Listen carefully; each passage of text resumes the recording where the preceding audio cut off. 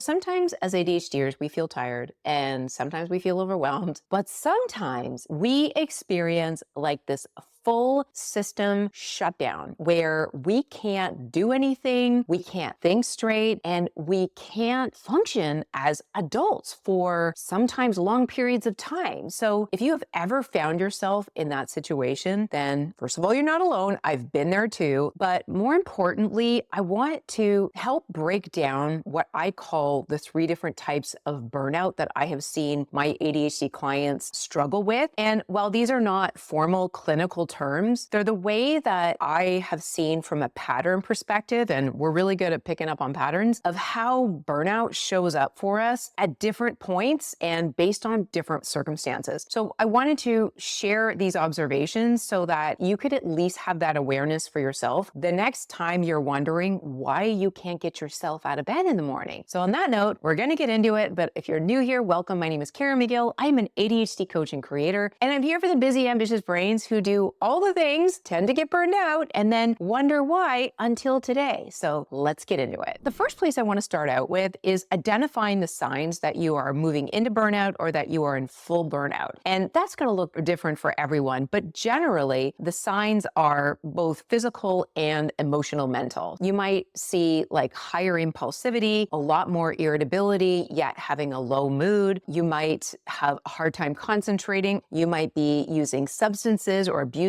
substances more. You might just feel a lot more combative and your thoughts might be a lot more dark, if you will, which can mean a number of different things, but they can also be a sign that something is amiss and leading you towards burnout, which is basically just a state of chronic stress that you can't get out of. And from a physical standpoint, you might also see differences in your digestion. You might get a lot more headaches. You might just feel a lot more tired, and you probably aren't sleeping as well as you generally do. These may feel like all of the normal symptoms of ADHD, but instead of having those highs and lows, you tend to feel the lows a lot more than normal. So that is how burnout might be showing up for you right now. And of course, it might be something entirely different that's going on. And sometimes the best way to know whether it's depression or burnout or anything else is to talk to a mental health professional. But if you know that is burnout, then I hope what I share next might be helpful to either help you from sliding into it or get you out of a case of burnout. So the first one that I have experienced and seen in other people is what I call task burnout. So like I said, when we have to do tasks, either to initiate them, break down a task or a project into smaller tasks, and then actually do them in a specific order and get them done, that takes a lot of executive function. So if we are not interested in the tasks that we're doing, if these are the things that we need to do every day just to be adults, but it's really hard for us, it drains our cognitive batteries. And here's what's happening in your brain when you experience this. First of all, you have working memory depletion. Imagine your brain is like a computer and your RAM gets completely overloaded and you can't hold important information in your head long enough to actually complete a task anymore. So that is what I call working memory depletion, and it is probably one of the biggest parts of task burnout that I've personally experienced. The other problem I see with task burnout is either in the initiation of a task or the switching of tasks, because you may have in your mind a very clear view of what needs to get done and how you're going to do it, but for whatever reason, your ability to execute on it just feels blocked. And to that end, if you are engaged in a task, but all of a sudden you are abruptly pulled out of the task, maybe one of your toddlers comes in and he's crying because his brother hit him, and immediately you have to pull out and engage in something that you weren't planning on engaging in and maybe don't want to engage in, there's a huge cognitive load and also emotional load to that, where you might react in a way that you don't necessarily want to. And then coming back to the task can be even harder because now you're emotionally dysregulated and you're not quite sure where you stopped. And just starting and stopping tasks in general can be very taxing for us. And then overall, if you're just in a busy season of life where you're doing a lot of tasks, at a certain point, your self-monitoring monitoring and ability to catch mistakes can start to fade into the background, and you might start making a lot more errors. You might be a lot more careless in general, and you just get to a point where it's not even worth trying to do things anymore because you're just not doing them well at all. If you've ever found yourself in that situation, please know that you're not alone.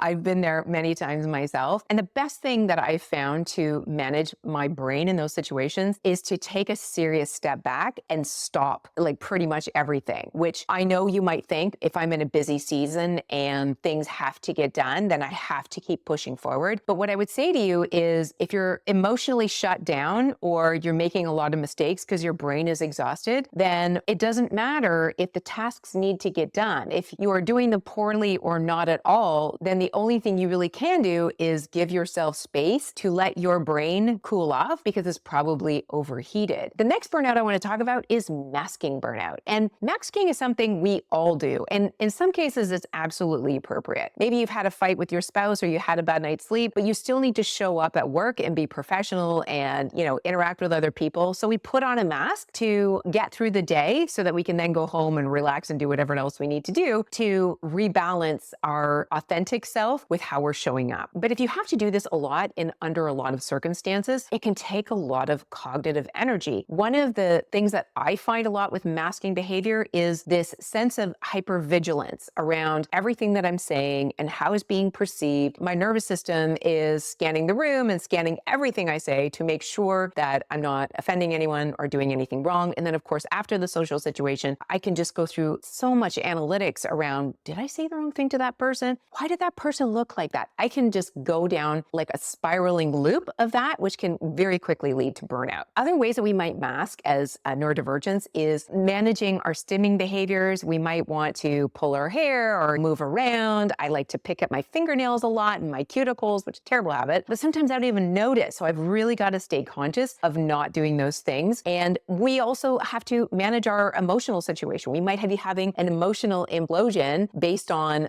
perceived rejection, for example, but we've got to keep on a natural, happy face. Meanwhile, inside, we're having like a complete meltdown. We can also mask around our attentional issues. So if somebody's trying to talk to us, but we're either focused on a loud talker on the other side of the room or something that's going on behind them, or we have some sort of like emotional situation going on inside where maybe we have a perceived sense of rejection because we've got that rejection sensitive dysphoria piece, and we are having like a meltdown on the inside, but outside you wouldn't know because we just have that normal face and we're smiling and pretending to follow along. But God forbid if somebody asks us a question based on what they were just saying, because nothing's going in between our ears and actually sinking in. I don't know about you, but I find those situations to be incredibly draining as well. So how do we deal with this burnout from masking? Like I said earlier, sometimes masking is just a necessary part of going through the world and adulting and getting through certain things. But life should not be constantly about getting through things. So with that said, I think it's really important to take an inventory of the areas in your life where you think you are masking the most. If it's in areas that you could control, that is your low-hanging fruit where you might want to address it first. So maybe it's a certain person where you feel like you can't be yourself around them. If they're a friend, then you might want to question whether that is a friendship that you want to continue investing in. Doesn't mean you need to break up with them, but it doesn't mean that you have to show up and be a different version of yourself. Try testing, taking that mask off a bit before you dismiss certain people and just see if you can be more yourself around them and how that is received. Like, for example, some people have told me that I seem like a hard person to get to know, and I'm actually a very nice, warm, open person, but I've realized that my masking can sometimes be so overcompensated that that's how I come across. So I've been trying to become a little less masked in certain situations where I would like to get to know people better and I would like them to get to know me. And overall, the most important thing I think we all need is a place and time where we can go home, take off our work pants and our bra and our mask and just be ourselves and behave appropriate to the emotion that we feel, even if it's just by ourselves. We need that both on a daily basis to manage our energy, but we also need it in our social environments overall. Be very careful about the people that you have around you and the circumstances you put yourself in so that you don't have to mask unless it's really important that you do. And that is going to save some of that cognitive and emotional energy for when you really need it. The last burnout that is so common for ADHDers is boredom burnout. And there's a number of reasons for this. First of all, we already have low levels of dopamine, right? So when we get really bored with something, we don't have enough dopamine to continue to move forward with it. Also, we already have low dopamine levels to begin with. So we tend to get bored of things a lot easier. And this can be a real problem for us because it's not just getting bored of a TV show or a hobby, it can be a job or a life partner or our whole life. And then we have a tendency to want to burn it all down to the ground and start over again. And you will know when the burnout starts to come on because the first sign is generally like a lack of enjoyment in doing that particular thing. And then it spreads to a lack of enjoyment in doing anything. It's called anhedonia. And it's basically the sense of just meh, where nothing feels enjoyable anymore, even though it previously did. And as a result of that, you might find yourself seeking novelty in different areas of your life. And those can be risky areas or just exploring different things, but you might pick up a lot of different things and then drop them shortly thereafter. You might find that you're scrolling on social media a lot more and just buffering behaviors in general. And what's happening in those situations is that your brain is desperately trying to find homeostasis in terms of your baseline level of dopamine. These behaviors are an effort to elevate dopamine, and then if it doesn't have a sustainable amount of elevation, and very often behaviors like social media and shopping sprees and things like that will boost your dopamine quite a bit, and then it immediately drops thereafter. So how do we get around this? Because it can be quite devastating to constantly be feeling this, and it can lead to a lot of erratic behaviors that we later regret. What I'm going to tell you is not going to be easy, but this is actually the hard work that we have to do to manage our own dopamine levels. First of all, managing your state overall is super important. What do I mean by that? Getting 8 hours of sleep, staying hydrated, moving your body every day, eating a proper diet. Those things are like the table stakes for managing dopamine levels because that's just managing your state overall. So if you're not up and down emotionally, it's going to be a lot easier for you to manage your dopamine levels. Stay away from sugar or too much coffee, chocolate, alcohol. Anything that puts you on an emotional roller coaster is going to impact your dopamine. And if you really want to take dopamine management seriously, which I encourage all of you to do, also try adopting some behaviors that have been scientifically proven to help you sustain